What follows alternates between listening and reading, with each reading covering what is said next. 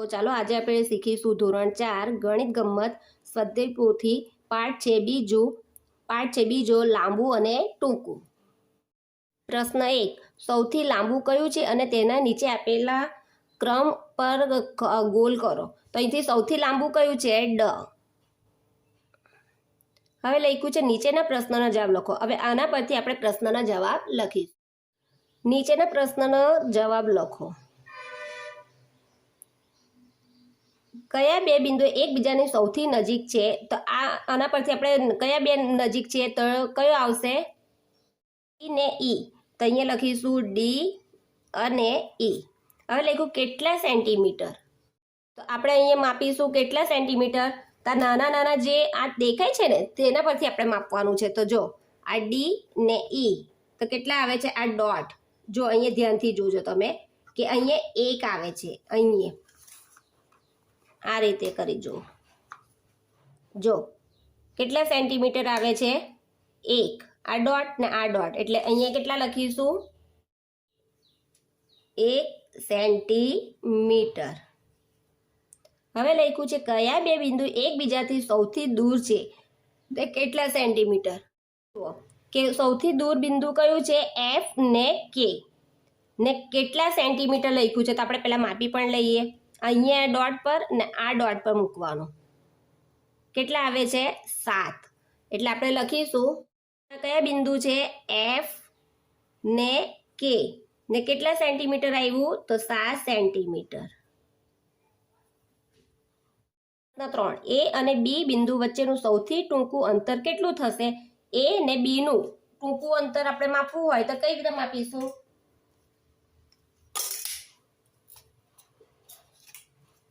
જો આ એ ને અહીંયા લખીશું બી. આ એ ને બી તો કેટલા આવે છે? 6 સેન્ટીમીટર. હવે લખ્યું છે બિંદુ એક્સ થી કયું શહેર સૌથી નજીક છે? એક્સ થી કયું શહેર નજીક છે? એ. તથા બિંદુ એક્સ થી કયું શહેર દૂર છે? હવે આ એક્સ છે એનાથી દૂર કયું છે? ડી. પ્રશ્ન 4. માપન કયા એકમમાં કરશો? સેન્ટીમીટર, મીટર કે કિલોમીટર? જો મીટર સેન્ટીમીટર એટલે સૌથી નાનું, મીટર એટલે વચ્ચેનું એટલે એનાથી મોટું અને કિલોમીટર એટલે સૌથી મોટું. તો ક્યારે ક્યારે ઉપયોગમાં લેવાય તે લખીશું. પેનની લંબાઈ તો સેન્ટીમીટરમાં આવશે, નાનું હોય એટલે. તમારી ઊંચાઈ તો કેટલામાં આવશે? મીટરમાં અથવા તો સેન્ટીમીટરમાં પણ આવે. બાગની લંબાઈ તો કેટલી આવશે? મીટરમાં. 500 રૂપિયાની નોટની લંબાઈ તો કેટલી આવશે? સેન્ટીમીટર. સાયકલની લંબાઈ તો મીટરમાં આવશે. ને ગુજરાતથી રાજસ્થાનનું અંતર કીધું છે એટલે શું આવશે? કિલોમીટર. કુટુંબ મિનારની ઊંચાઈ તો મીટરમાં આવશે. ઝાડની ઊંચાઈ મીટરમાં. ઘરથી બસ સ્ટેશનનું અંતર તો મીટર અથવા તો કિલોમીટર. જો નજીક હશે તો મીટરમાં આવશે ને દૂર હશે તો કિલોમીટરમાં. ક્રિકેટ પિચની લંબાઈ તો મીટરમાં. સૂચના મુજબ કરો. બાઉન્ડ્રીનું માપન દોરીની મદદથી કરો અને લખો. આ દોરી લેવાની એના મદદથી કરીશું તો તમે તમારી રીતથી પણ લખી શકો. તો અહીંયા મેં લખ્યું છે 12 સેન્ટીમીટર. લીટીઓ માપન કરી લંબાઈ લખો. તો આવશે 6 સેન્ટીમીટર ને 4 સેન્ટીમીટર. આપેલ માપ મુજબની લીટીઓ દોરો. તો અહીંયા જો 6.4 સેન્ટીમીટર. હવે તમને ખબર ન હોય તો જો અહીંયા આપણે પહેલા ફૂલપટ્ટી મૂકીશું ને આ 6 લખ્યા છે. આ 6 તો છે જ, આપણે 6 અને એની ઉપર 4 સેન્ટીમીટર એટલે નાની લીટીઓ આવે ને 1 2 3 ને 4 એટલે અહીંયા આવશે. જો ધ્યાનથી જોજો કે અહીંયા 6 તો છે જ ને 6 ની ઉપર 4 લીટી ગણી નાખવાની એટલે કેટલી આવશે? આ રીતે. પછી લખ્યું 9 સેન્ટીમીટર ને 9 મીટર 9.3 સેન્ટીમીટર. તો જો અહીંયા ફૂલપટ્ટી મૂકવાની આપણે પહેલા 9 લખ્યા. આ 9 તો છે જ. હવે એની ઉપર 3 લીટી ગણવાની 1 2 ને 3 એટલે અહીંયા આવશે. એટલે અહીંયાથી આવી રીતના દોરી દેવાની. ચોથું 5 સેન્ટીમીટર લંબાઈ ને 5 સેન્ટીમીટર પહોળાઈનો ચોરસ દોરો. તો પહેલા આપણે અહીંયા જોઈ લેવાનું. જો પહેલા તમારે શું કરવાનું? 5 સેન્ટીમીટર પહેલા લેવાના આડા. આ 5 અહીંયા પણ 5 ચોરસ જ દોરવાનું છે એટલે આ 5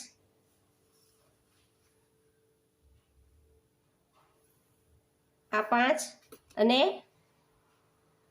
આ 5 આ ચોરસ હવે લખ્યું છે 7 સેન્ટીમીટર અને 5 સેન્ટીમીટરનો લંબચોરસ એટલે 7 સેન્ટીમીટર કેવા આવશે? આડા લંબાઈ એની મતલબમાં. એટલે આ 7 સેન્ટીમીટર અહીંયાથી ગણી નાખવાના 7 ને 5 સેન્ટીમીટર પહોળાઈ એટલે આ 5.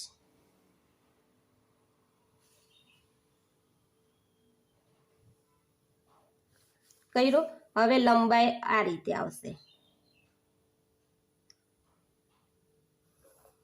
જો આ એનું લંબચોરસ બન્યું. આ શું છે? ચોરસ. અહીં લખવું હોય તો લખી શકો 5 સેન્ટીમીટર 5 સેન્ટીમીટર 5 સેન્ટીમીટર ને 5 સેન્ટીમીટર ને આ આવશે 7 સેન્ટીમીટર ને 5 સેન્ટીમીટર. આ રીતે લખી શકો છે. 7મું રૂપાંતર કરો, સેન્ટીમીટરમાં રૂપાંતર કરો, મીટરનું સેન્ટીમીટરમાં કરો. જો મીટર એટલે તમને ખબર છે કે 100 આવે. અહીં મેં લખીશ મીટર માટે શું વપરાય? 100. સેન્ટીમીટર માટે વપરાય 10. આ યાદ રાખજો. અને કિલોમીટર માટે શું આવશે? 1000. આ તમને યાદ હશે, એના પરથી તમે દાખલા ગણી શકશો. 6 મીટર, મીટરમાંથી આપણે સેન્ટીમીટર એટલે મીટર છે, મીટર હોય એટલે મોટાને નાનામાં ફેરવવાનું છે. તો શું કરવાનું? ગુણાકાર. યાદ રાખજો 6 ગુણ્યા 100 એટલે કેટલા આવશે? 600. 45 મીટર એટલે 45 ગુણ્યા 100. કઈ જ નહીં કરવાના, 45 લખીએ આપણે.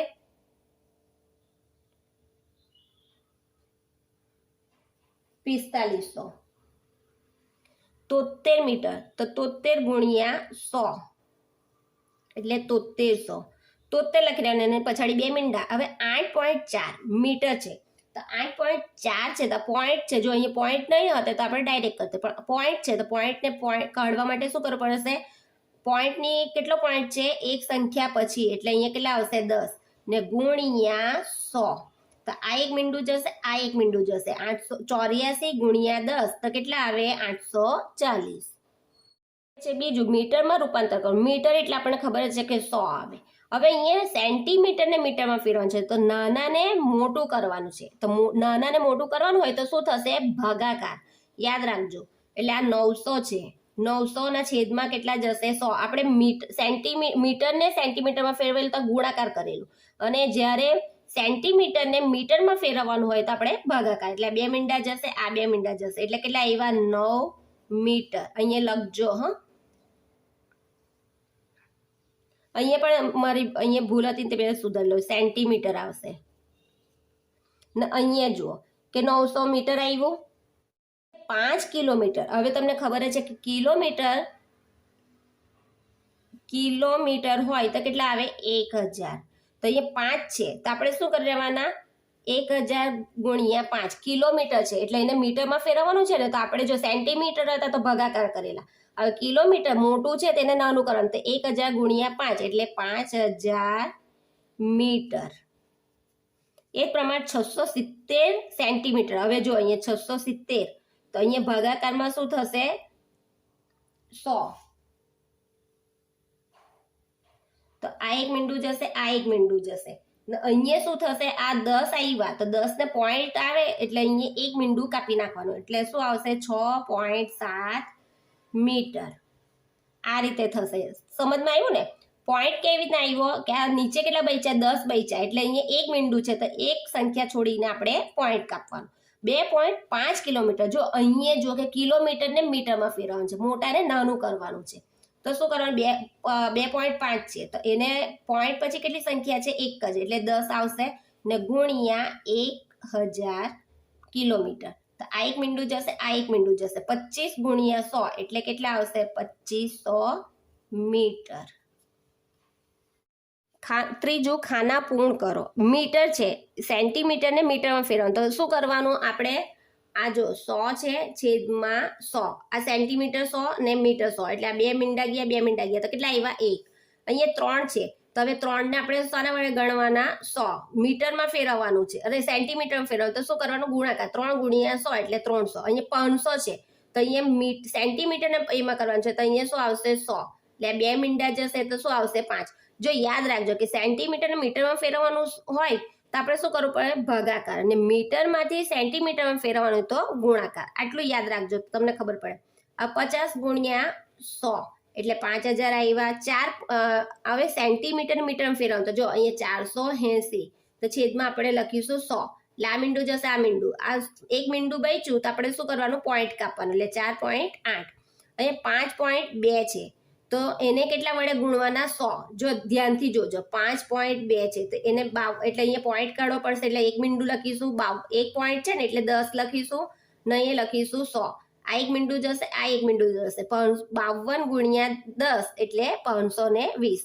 હવે અહીંયા 740 છે તો આ પણ કેવી રીતના જશે? અહીંયા જુઓ, અહીંયા 100 લખીશું. આ એક મીંડું જશે, આ એક મીંડું, આ એક મીંડું બચ્યું તો 7.4 આપણે આવી રીતના કાપીશું. 8.1 છે તો અહીંયા પણ જુઓ 81/10 ગુણ્યા 100. આ મીંડું જશે, આ મીંડું જશે એટલે 800 ને કેટલા આવશે? 10.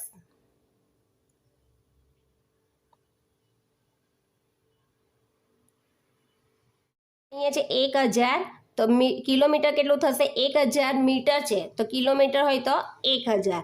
તો કેવી રીતના લખાશે? જો મીટર છે, અહીંયા જો 1000 મીટર ને 1000 કિલોમીટર એટલે આ 3 મીંડા જશે એટલે કેટલા રહ્યા? 1 કિલોમીટર. હવે અહીંયા 1800 છે તો 1.8 છે તો 1.8 હોય તો આપણે શું કરીશું? કિલોમીટરને છે